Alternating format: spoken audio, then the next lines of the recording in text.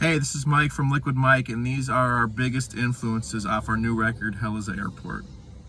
Right when we started recording this record, I was in a big kick of listening to stuff that I was big into from childhood. So all the Nirvana catalog, all the early Bon Scott era AC/DC music, that's the music that really switched me on to guitar and just, guitar music in general when I was a kid.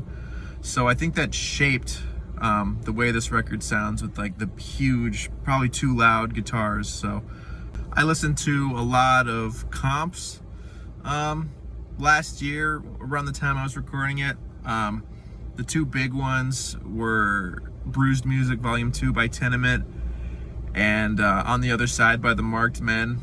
And I just really love how those records, the fidelity kind of goes up and down. It's kind of a mixed bag, and it felt like it actually helped the record flow along, which I took into this record. Songs like the title track and Grand Am, AT&T, they all kind of have like varying levels of lo-fi-ness to it that I enjoy, and I feel like it helps the record stay fresh longer.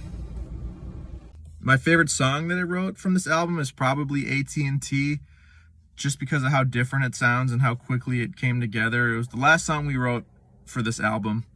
And for that whole month of January, right before, I pretty much only listened to the album Stereo by Paul Westerberg from 2002. And it's just amazing how he conveys frustration and angst like well into the later part of his career. He never lost it. And I think that kind of music took its toll on me in the early stages of Winter, and that song kind of just fell out of me. So I don't think that song sounds like a Paul Westerberg song, but I think in spirit it's in that vein, that type of frustrated music. So that's another big one on me for this album.